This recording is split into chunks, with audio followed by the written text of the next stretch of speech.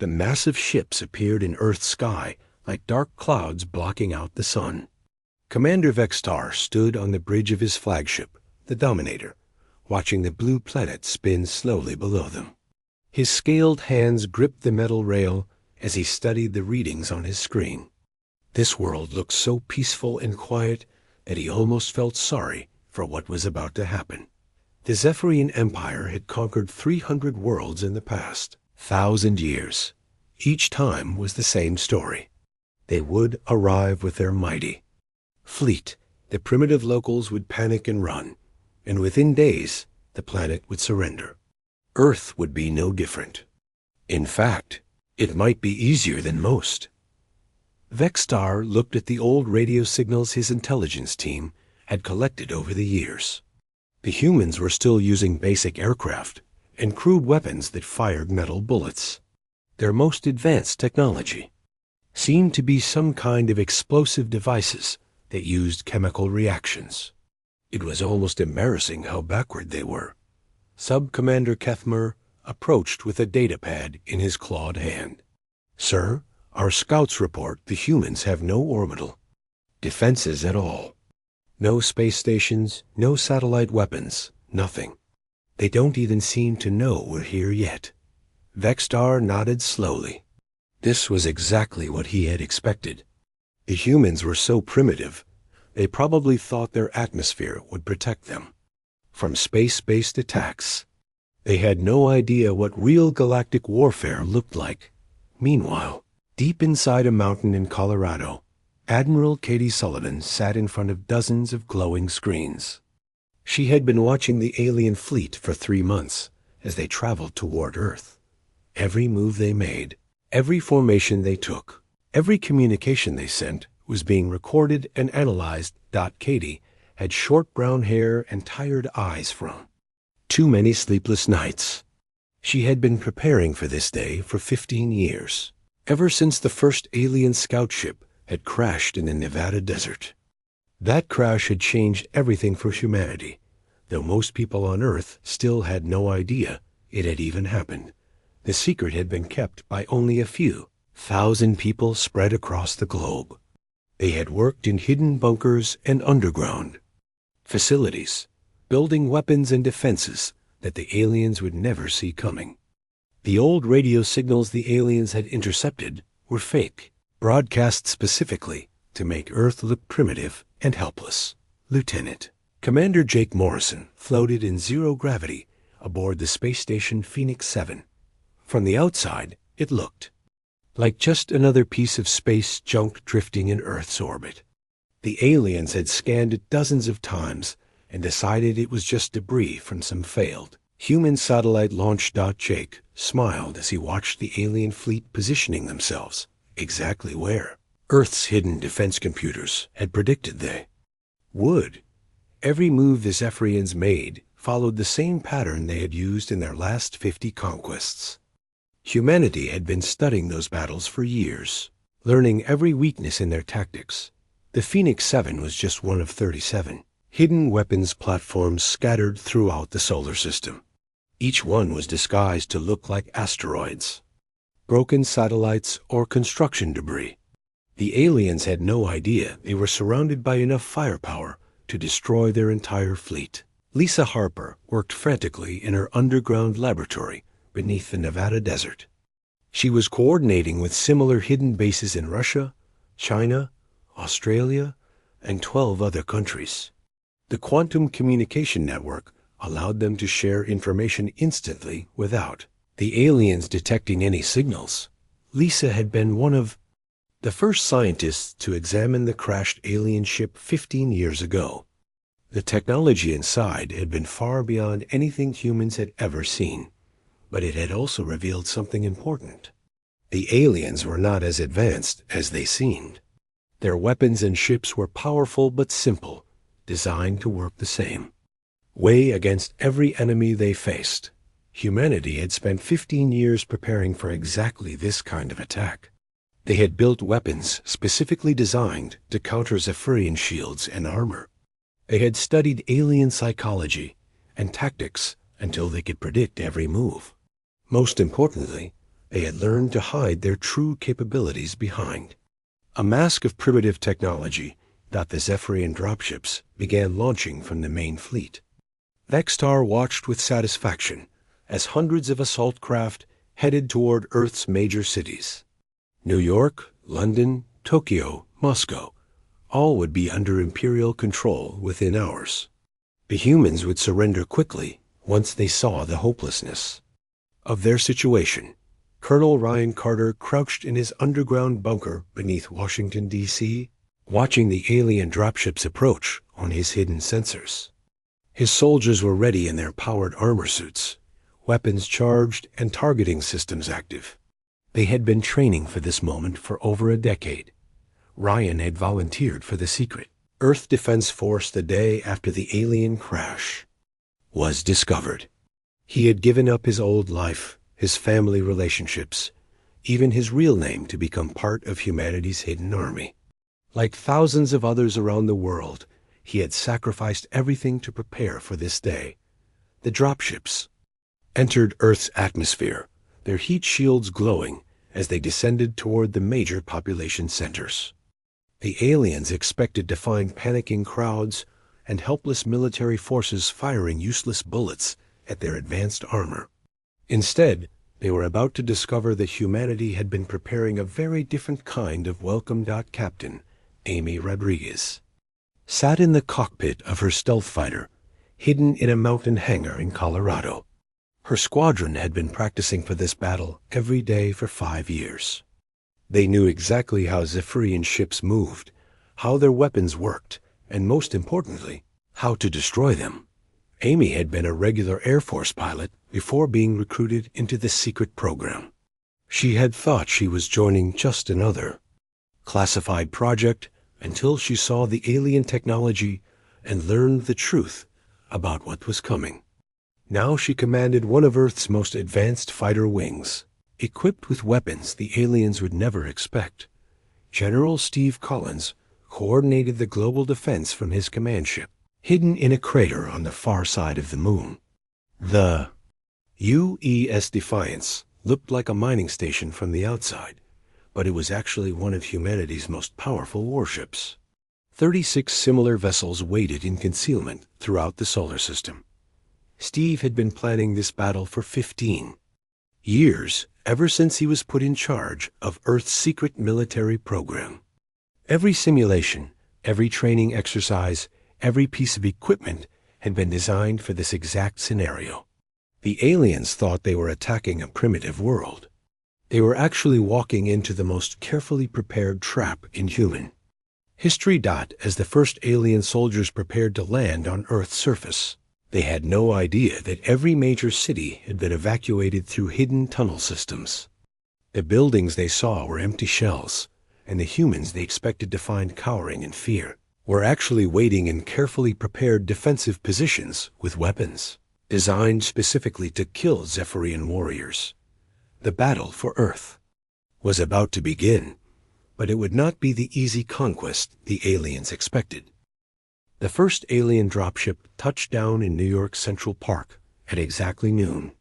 Sub-Commander Kethmer stepped out onto the grass, expecting to see thousands of screaming humans running in terror. Instead, he found complete silence. The park was empty except for a few birds singing in the trees. Kethmer's soldiers spread out in formation, their plasma rifles ready to fire at any human resistance. They had done this same routine on dozens of worlds, and it always went the same way. The primitives would attack with their crude weapons, the Zephyrians would demonstrate their superior firepower, and the planet would surrender within hours. What Kethmer did not know was that every human in New York had been evacuated 3 months ago through a network of underground tunnels that had been built in secret over the past 10 years. The buildings around Central Park looked normal from the outside, but they were actually empty shells designed to hide the real defensive positions below ground. Colonel Ryan Carter watched the alien landing through hidden cameras placed throughout the city. He was sitting in a bunker 50 feet below the park, surrounded by soldiers wearing advanced powered armor that the aliens had never seen before. Ryan's finger hovered over a red button that would activate the first phase of Earth's counterattack. Alien soldiers began moving toward the surrounding buildings, confident that they would find frightened civilians to capture and interrogate. Their sensors showed normal human heat signatures inside the structures, but these were actually decoy signals generated by hidden transmitters that had been placed there weeks ago. Ryan pressed the button and watched his screens light up with targeting data.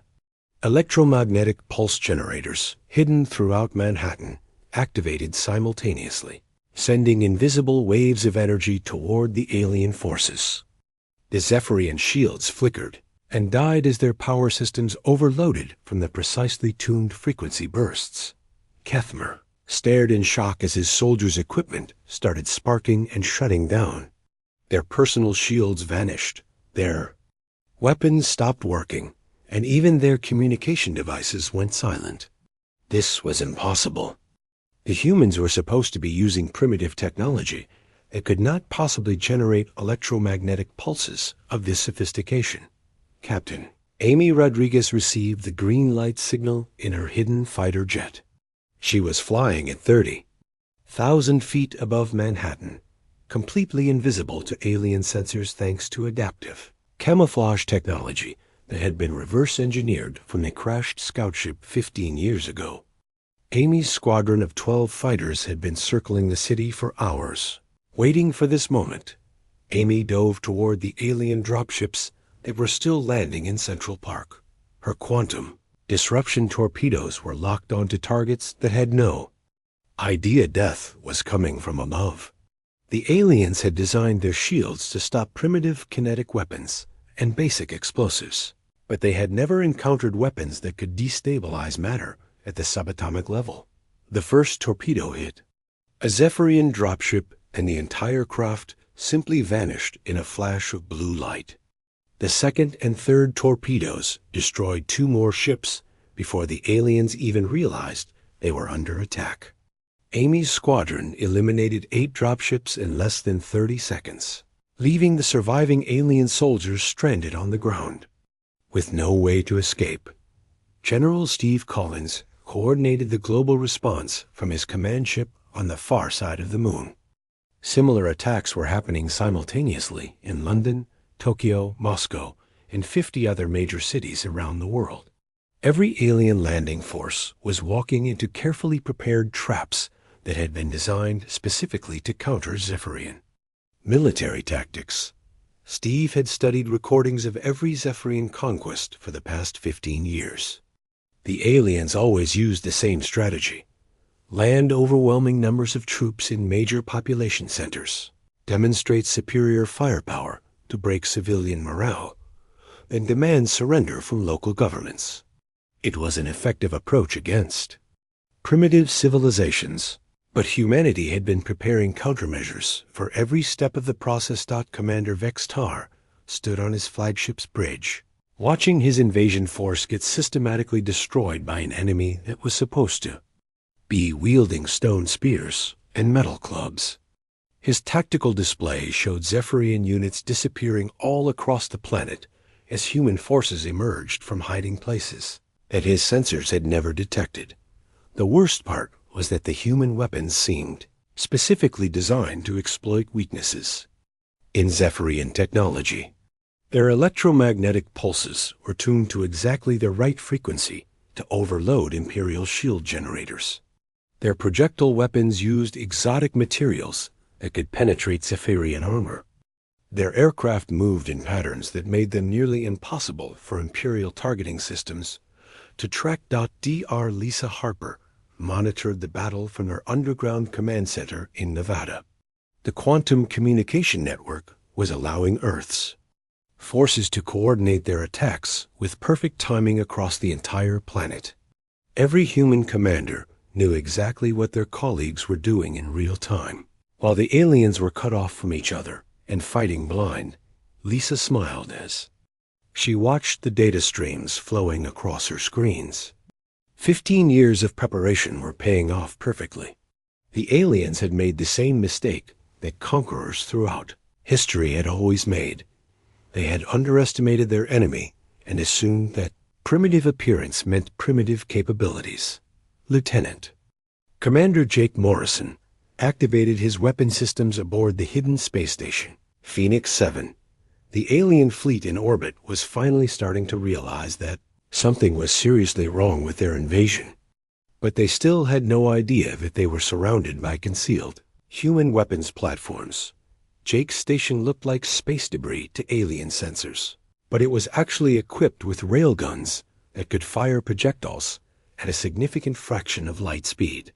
The Zephyrian ships were designed to stop energy weapons and conventional missiles, but they had no defense against solid metal slugs traveling at relativistic velocities.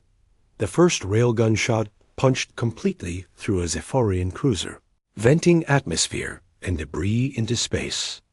The second shot destroyed the ship's reactor, creating a brilliant explosion that lit up Earth's night sky. Jake's platform alone eliminated 3 enemy vessels before they even knew where the attacks were coming from. Lucy Turner commanded the asteroid belt defense stations that had been disguised as mining operations for the past 8 years. As the surviving Zephyrian ships tried to retreat from Earth orbit, they found their escape routes blocked by weapons platforms that had been hiding throughout the outer solar system.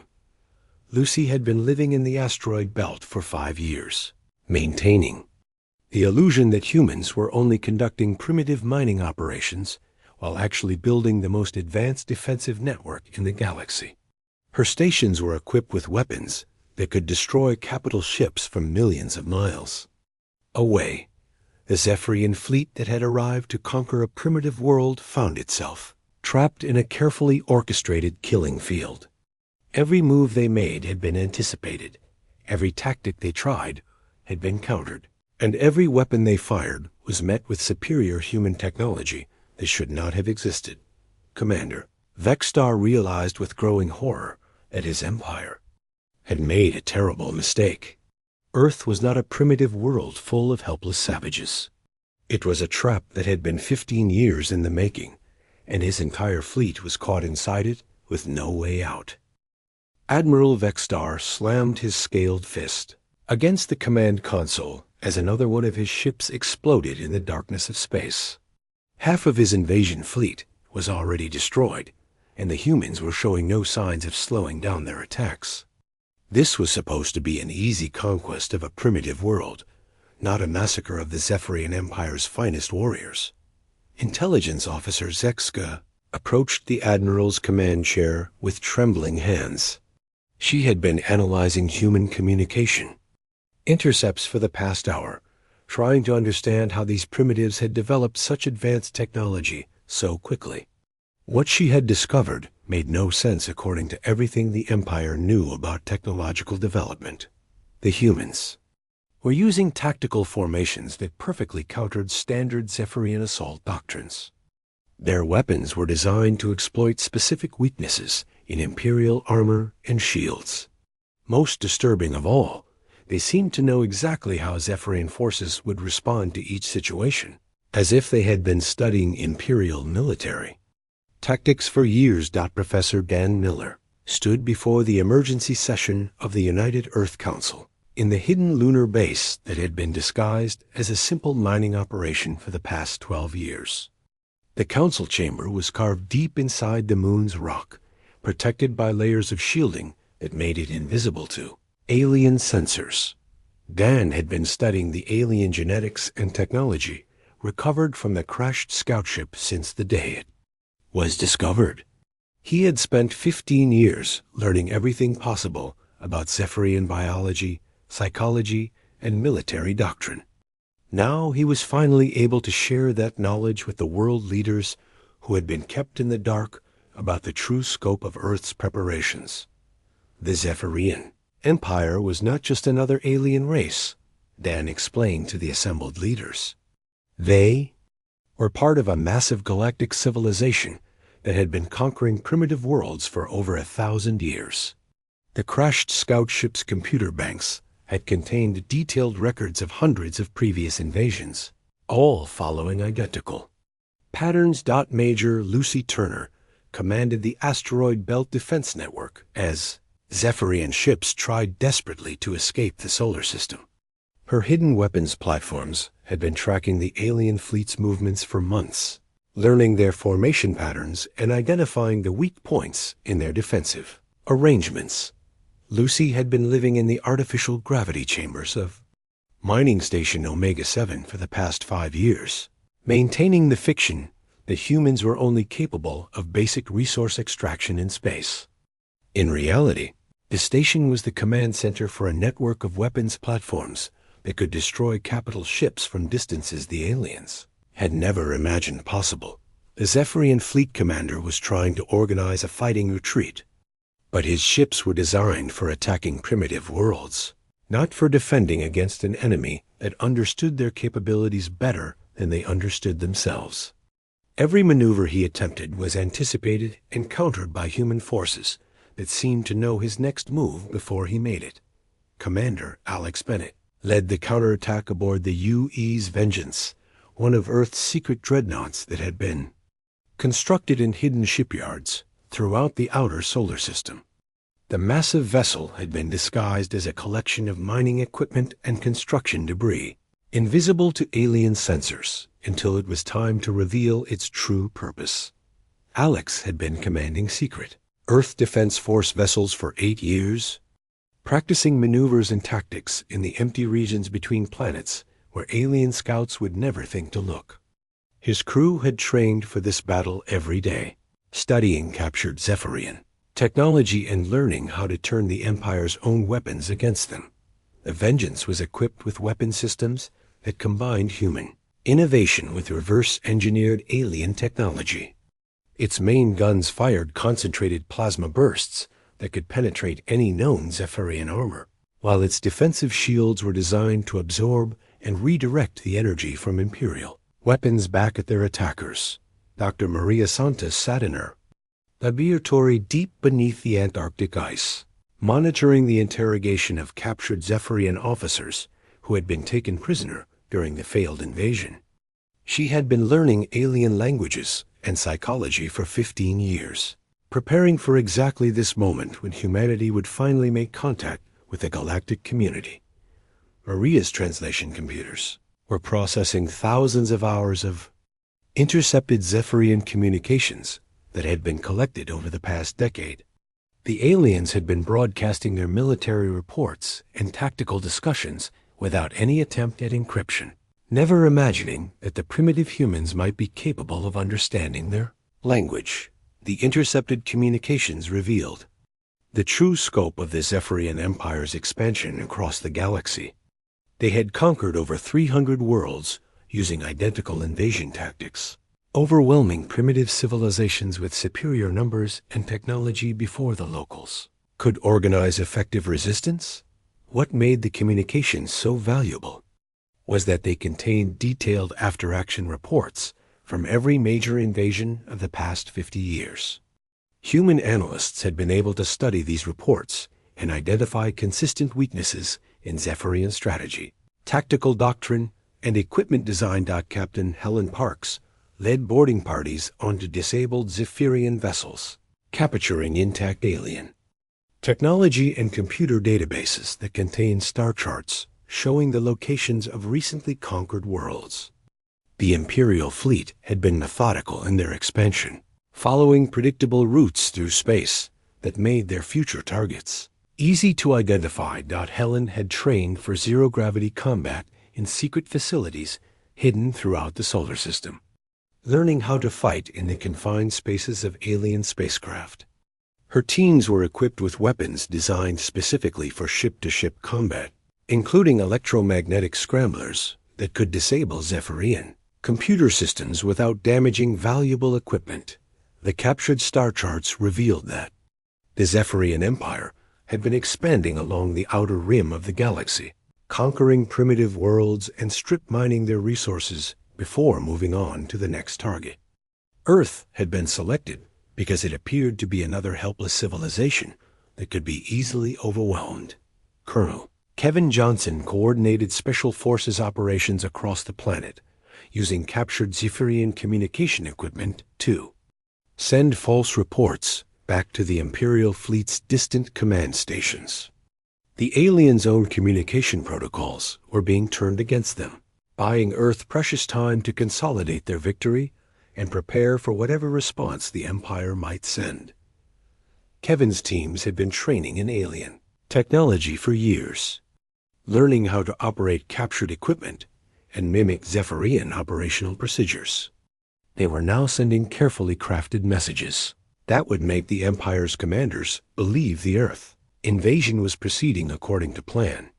The false reports described successful landings and the capture of major human population centers. Exactly what Imperial headquarters would expect to hear from a routine conquest operation. The deception would only work for a limited time, but it would give humanity weeks or even months to prepare for the next phase of the conflict. Frank Davis worked frantically in his laboratory aboard the captured Zephian command ship, trying to adapt alien hyperspace technology to human vessels. The Empire's faster-than-light travel systems were far more advanced than anything humanity had been able to develop, but they operated on principles the human scientists could understand and improve upon. Frank had been reverse engineering alien technology since the original scout ship crash 15 years ago. He had always known that eventually humanity would need to take the fight beyond Earth's solar system, and now that moment had finally arrived. The Zephyrian Empire would not ignore the loss of an entire invasion fleet. Fleet Admiral Tony Brooks stood on the bridge of the U.S. Liberty as humanity's hidden armada emerged from concealment throughout the solar system. For 15 years, Earth had been building warships in secret, disguising them as mining operations and construction projects while the galaxy remained unaware of their true military capabilities. Tony had commanded Earth's secret space navy since its creation, watching it grow from a handful of experimental vessels to a fleet that could challenge any galactic power. The surviving Zephyrian ships found themselves surrounded by over 200 human warships that had been invisible to their sensors. Until this moment, the human fleet was not just larger than the aliens had expected, it was also equipped with weapons and defensive systems that had been specifically designed to counter Zephyrian technology. Every ship carried electromagnetic pulse generators, quantum disruption torpedoes, and adaptive armor that could absorb and redirect alien energy weapons. Captain Helen Parks led the first boarding assault on the Zephyrian flagship Dominator, where Admiral Vexstar was trapped with his surviving crew. Helen's Marines wore powered armor suits that allowed them to move freely in zero gravity, while carrying weapons that could cut through the strongest alien materials. The boarding operation was not about destroying the alien command ship, but about capturing it intact, along with its computer databases and communication equipment. Helen's teams had trained for this exact scenario using detailed blueprints of Zephyrian vessels that had been reconstructed from the crashed scout ship 15 years ago. Helen's Marines moved through the alien corridors with practiced efficiency, using stun weapons to disable Zephyrian crew members without damaging the valuable equipment around them. The aliens tried to resist, but their personal weapons were no match for human armor that had been designed specifically to stop Zephyrian plasma rifles. Within 2 hours, the Dominator was under human control, and Admiral Vexstar was a prisoner aboard his own flagship. Helen's teams had secured the ship's computer core, navigation databases, and long-range communication systems, providing Earth with a complete picture of Zephyrian Empire operations throughout this sector of the galaxy. Colonel Kevin Johnson worked frantically in the captured alien communication center, using Zephyrian codes and protocols to send false reports to distant Imperial bases. The Empire's communication network was vast and complex, but human cryptographers had been studying it for years and knew exactly how to exploit its weaknesses. Kevin's team was sending messages that made it appear as if the Earth invasion was still proceeding according to plan. Imperial commanders hundreds of light years away were receiving reports of successful landings, captured human cities, and the establishment of occupation zones across the planet. The deception was buying Earth precious time to consolidate their victory and prepare for the inevitable imperial response. Kevin knew that eventually the Empire would realize what had happened, but every day of delay gave humanity more time to strengthen their defenses and expand their capabilities. Dr. Frank Davis led the team of scientists working to adapt captured Zephyrian hyperspace engines to human starships. The alien faster-than-light technology was based on principles that human physicists had theorized about but never been able to implement. Until now, they had working examples to study and reverse engineer. Frank had been preparing for this moment since the original alien crash 15 years ago. He had always known that eventually humanity would need the ability to travel between star systems, and the captured Zephyrian fleet was providing exactly the technology needed to make that possible. The hyperspace engines operated by creating controlled tiers in the fabric of spacetime, allowing ships to travel vast distances in compressed timeframes. Human engineers were already designing modifications that would make the technology more efficient and reliable than the original Zephyrian versions. Senator Nicole Wright addressed the emergency session of the revealed United Earth Parliament, finally able to publicly discuss the secret global government that had been coordinating humanity's preparation for alien contact. The old national government still existed for domestic affairs, but Earth had been united in purpose for over a decade. Nicole had been one of the architects of the secret unification process, working behind the scenes to create the international cooperation that had made Earth's defense possible. The public revelation of the hidden government was shocking to many people, but it explained how humanity had been able to prepare so effectively for the alien invasion. The United Earth Parliament had representatives from every nation and major population center, but they had been meeting in secret for years while maintaining the fiction that Earth was still divided into competing countries.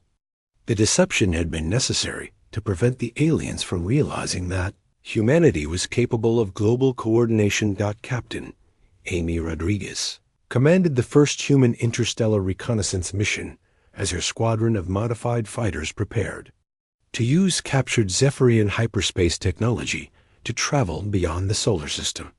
Their mission was to locate other recently conquered worlds and assess the Empire's military strength in nearby star systems. Amy's fighters had been equipped with captured alien navigation computers and communication equipment, allowing them to travel through hyperspace and blend in with Imperial traffic until they could gather intelligence about Zephyrian operations throughout the sector.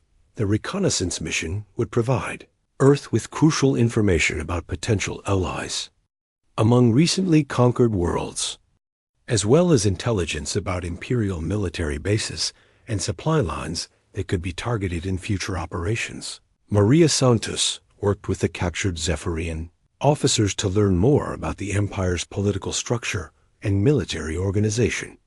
The aliens were initially reluctant to cooperate, but they gradually began to understand that humanity was not the primitive species they had expected to conquer. Maria's interrogations revealed that the Zephyrian Empire was not a unified civilization, but rather a collection of conquered species ruled by a small core of original Zephyrian worlds.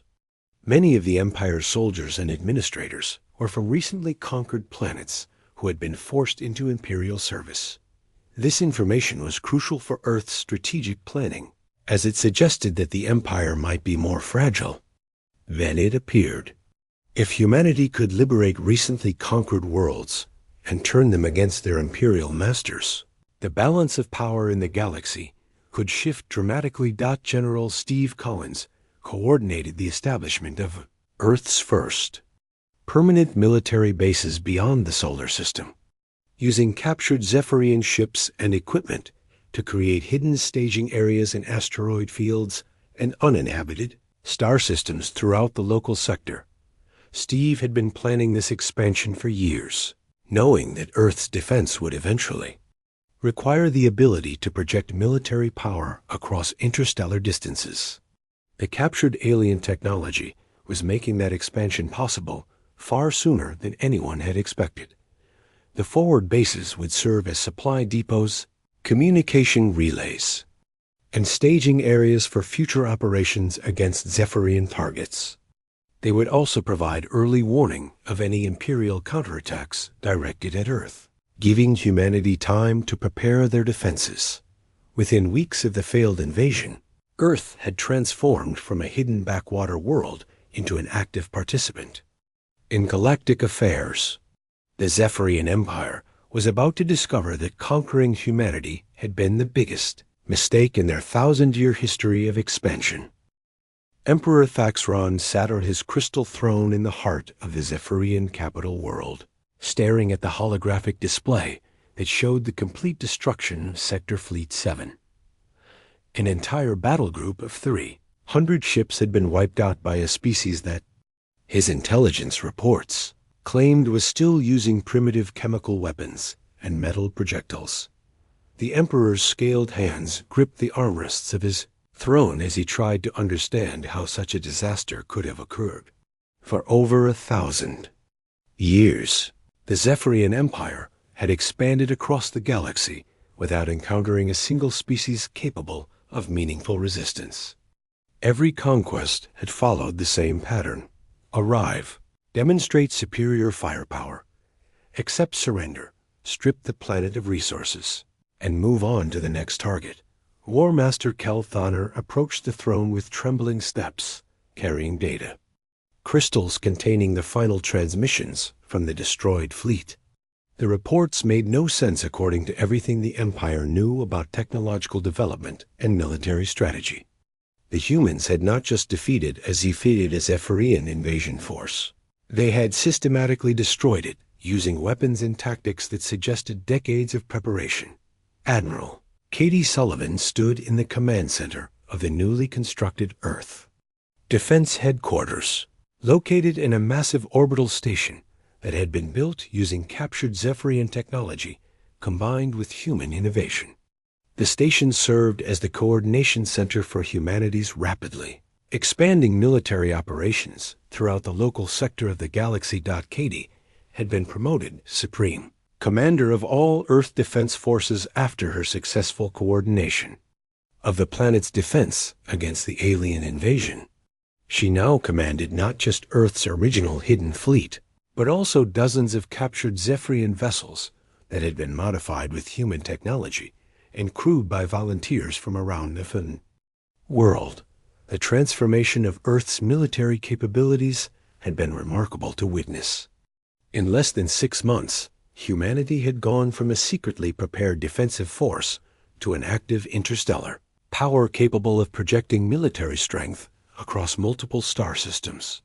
The captured alien technology had accelerated human development. By centuries, General Peter Clark led the Liberation Fleet toward Kepler 442b, where Zephyrian forces had established a slave labor operation to extract rare minerals from the ocean floor. The planet's native population was an aquatic species that had been conquered only months before Earth's successful defense, making them perfect candidates for humanity's first interstellar rescue mission. Peter's task force consisted of 20 human warships and 15 captured Zephyrian vessels that had been modified with Earth technology. The mixed fleet was a symbol of humanity's new approach to galactic warfare. Use the enemy's own weapons and ships against them while adding human innovation to create superior fighting capabilities. The liberation of Kepler 442b would serve multiple purposes for Earth's expanding strategy. It would demonstrate to other conquered species that resistance against the Empire was possible, provide humanity with valuable allies and resources, and establish Earth's reputation as a protector of freedom throughout the galaxy. Rachel Stone led the diplomatic mission that followed Peter's military forces to Kepler 442b, carrying proposals for the Terran Protection Pact that would offer Earth's military expertise and advanced technology to recently conquered worlds in exchange for mutual defense agreements and resource-sharing arrangements. Rachel had been studying alien cultures and languages since the original scout ship crashed 15 years ago, preparing for the day when humanity would need to communicate with other galactic civilizations. Her team of linguists and cultural experts had developed translation protocols for over 50 different alien languages discovered in captured Zephyrian databases. The Terran Protection Pact was designed to create a network of allied worlds that could support each other against Imperial aggression while maintaining their independence and cultural identity. Unlike the Zephyrian Empire's conquest and exploitation model, Earth offered partnership and mutual benefit to potential allies. Commander Chris Taylor patrolled the outer rim of human-controlled space aboard the U's Guardian, one of the new generation of warships that had been designed entirely with human innovation rather than captured alien technology. The Guardian represented humanity's evolution from reverse engineering alien systems to creating original designs that surpassed Imperial capabilities. Chris had been commanding patrol vessels for the past 2 years, protecting Earth's expanding sphere of influence from Imperial raiders and scouts while establishing communication links with isolated worlds that might be interested in joining the growing alliance against Zephyrian expansion. The Guardian was equipped with weapon systems that combined human creativity with the best features of captured alien technology. Its engines were more efficient than Zephyrian designs, its weapons were more accurate, and its defensive systems could adapt to new threats in real time, using artificial intelligence systems that the Empire had never developed. The aquatic beings of Kepler 442b welcomed Earth's liberation forces with desperate gratitude, having endured months of brutal exploitation under Zephyrian occupation. Their advanced underwater cities had been converted into mining camps, and their population had been reduced to slave labor for Imperial resource extraction operations. Peter's forces made quick work of the Zephyrian garrison, which had been reduced to a skeleton crew after most Imperial troops were recalled to deal with human activities in other systems. The liberation took less than 12 hours, and within days the planet's original government was restored with Earth's full support and protection. The successful liberation of Kepler 442b sent shockwaves throughout the local sector as news spread that the supposedly invincible Zephyrian Empire could be defeated and their conquests reversed. Dozens of recently conquered worlds began sending secret communications to Earth, requesting information about the Terran Protection Pact and assistance with their own liberation efforts. Emperor Faxron received reports of the Kepler 442b liberation with growing alarm. The humans were not content with simply defending their own world. They were actively working to undermine Imperial control throughout the sector. Even worse, they seemed to understand Zephyrian military procedures and weaknesses better than some Imperial commanders. The Emperor's military advisors recommended immediate retaliation against Earth, but the logistical challenges were enormous. The nearest major Imperial fleet was 6 months away, and recent reports suggested that human forces were actively hunting isolated Zephyrian ships throughout the region. For the first time in centuries, the Zephyrian Empire found itself forced to consider negotiation rather than conquest as a means of resolving a conflict. The humans had demonstrated that they possessed both the military capability and the strategic intelligence necessary to pose a genuine threat to Imperial expansion. Rachel Stone's diplomatic team established the first formal contact between Earth and the Zephyrian Empire when they intercepted an Imperial negotiation request sent through captured communication channels. The Emperor was finally ready to acknowledge that humanity was not a primitive species that could be easily conquered. The negotiation would mark the beginning of a new era in galactic politics, with Earth emerging as a major power capable of challenging Imperial dominance and protecting smaller civilizations from conquest and exploitation. The galaxy would never again underestimate the species from the small blue planet. That had turned an expected easy victory into the Empire's greatest defeat.